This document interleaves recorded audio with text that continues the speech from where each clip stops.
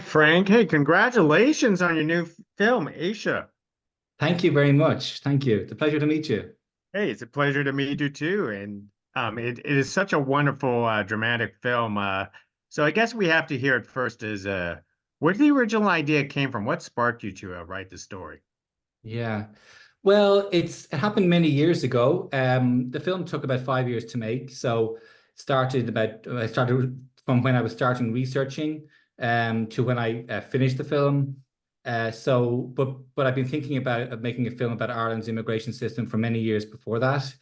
Just reading about the issue and just curious about what is the experience of somebody who comes to Ireland looking for international protection. But when I was making my last film, it was about the prison system in Ireland. So it's about the experience of a young person who goes to prison and how it affects their lives. And while I was researching that film, I learned that the Irish immigration system was also run by the same government department Hmm. as the prison system, the Department of Justice. And so it was during that research period, I just became really much more curious and I wanted to know more. So that's kind of where it started. And I made contact there's a wonderful group here of people who have had lived experience living in the direct provision system in Ireland, called Movement of Asylum Seekers Ireland, and they're an activist group. And I thought what I try and do at the beginning of every film is I try and position myself responsibly, and I just first of all see, is this a film that I can make, and just to learn and to listen. And so I made contact with one of the founders of that group in January 2017. And I started visiting him in his direct provision center in the city center. His name's Lucky Kambule. And I met him once a week on a Friday afternoon. And he'd share with me his experience and the experiences of people living in the system. And I just felt that people, particularly in Ireland, should know what the experiences are of people who are vulnerable, traumatized, coming to Ireland, seeking help, seeking assistance, and looking for asylum, and what the actual real experiences are for those people. And the system exists in our name as Irish citizens, and I felt it was a purposeful film to make. Just to put something up on the screen that was drawn from lived experience, was made collaboratively, and could kind of create conversation, create a space for us to kind of talk about, this system and the experiences of people who come here. So the character Aisha wasn't really particularly based on someone specific, but probably multiple peoples that you have spoken to? Yeah, basically, well, as I mentioned, I went on a journey of research, and one of the places that it led me to was a group called an initiative called the Mukisa program, which it's an educational program in County Waterford in Ireland. And there I met a wonderful group of ladies from Nigeria, and I got to know them quite well, and they're actually in the film, some of them. And we started talking about their experiences, and I don't, when I'm making a film, I don't generally make things up really like in a more traditional way. I try and draw from what I'm listening to, and through those conversations, the character of Aisha came to life really, and so it was like, my research was about lived experience. It was about the film is like a tapestry of a lot of experiences of a lot of people. And then I put that in the script, and the script is kind of like, drawn from real experiences. And then when we get to make the film, the whole other process begins, which is it's all on the page, but then I kind of step aside, and then the actors come in, and that's when Aisha really became very, very real. When Letitia Wright engaged with the research that I had done and started her own research, and then it really kind of the character of Aisha kind of blossomed beyond what we had on the page, and Letitia got to know the wonderful women that I worked with, and it all started to develop then. So how do you direct someone like Letitia in a role like this, or do you just get out of the way, or I mean, Yeah. how, how do you do that?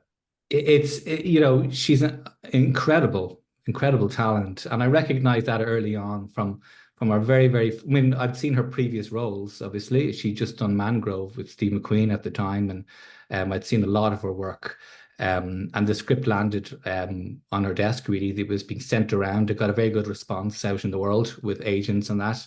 And she asked to be considered for Aisha. And when we spoke, she was so um, you know, moved by the story, and so she even offered, you know, she even suggested auditioning, and you know, which is obviously ridiculous considering her body of work and her talent. But she's so humble for somebody so talented to be so humble. It was really quite shocking, you know.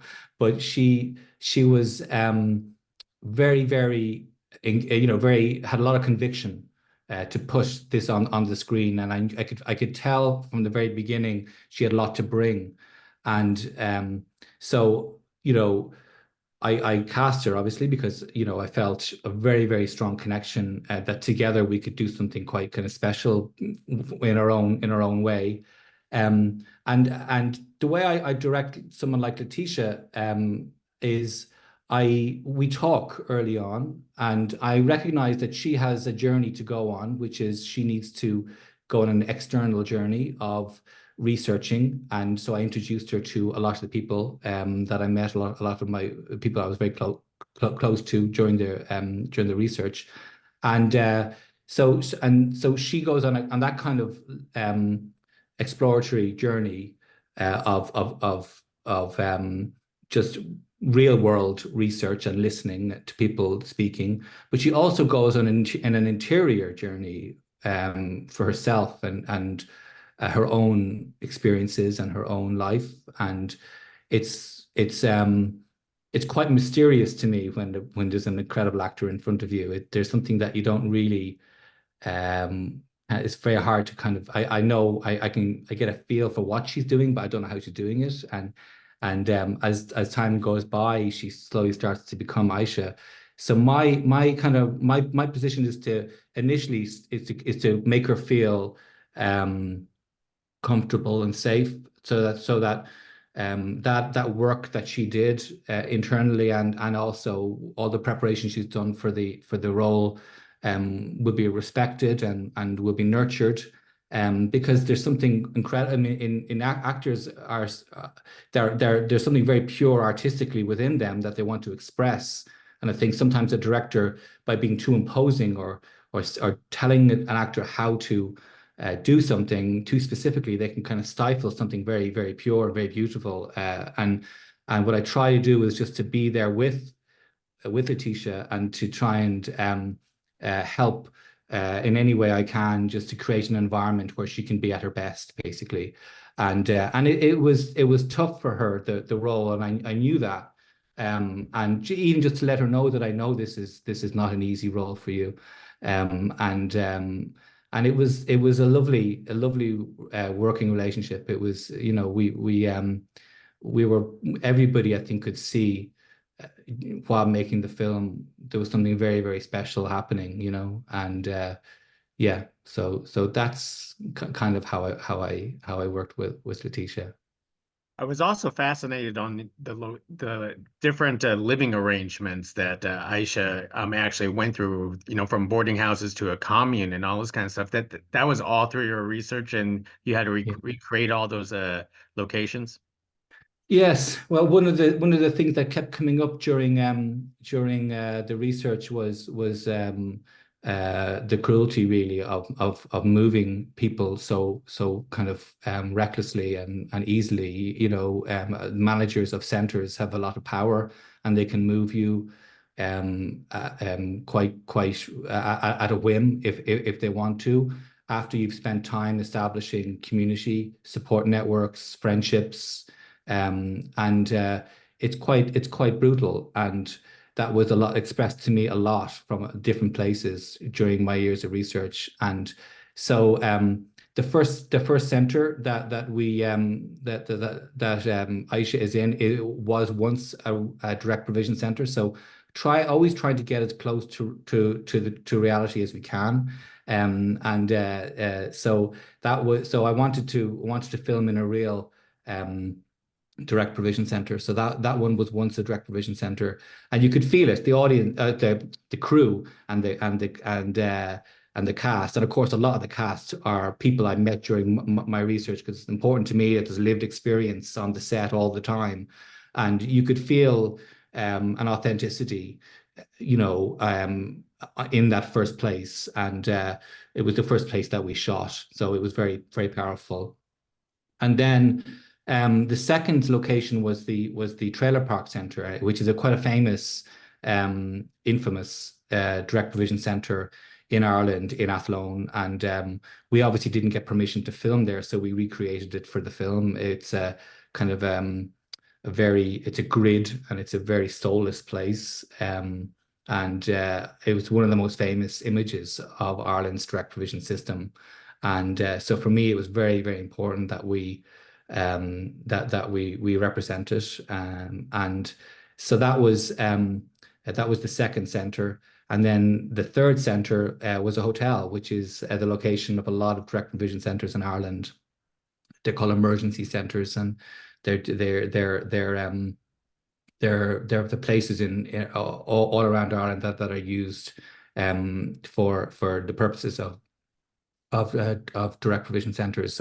So with the three of those locations, we felt that it was a comprehensive representation of this system. Well said. Well said. Well, Frank, let me leave with one last thought. I don't want you to reveal the ending, but I want to know is how much debate and thought did you have for this ending? Yes, the ending. There was a lot of conversation, but there was never any other ending in my mind. It was a question of how to end it in that way. So, the spending any time at all with people who have lived under these circumstances, and the just the pain of not knowing and the uncertainty of your future is the feeling that so many people live with, and it's a feeling that is very painful, and I wanted to leave the audience with a feeling similar to that. If I left the film with any other ending, it wouldn't have done.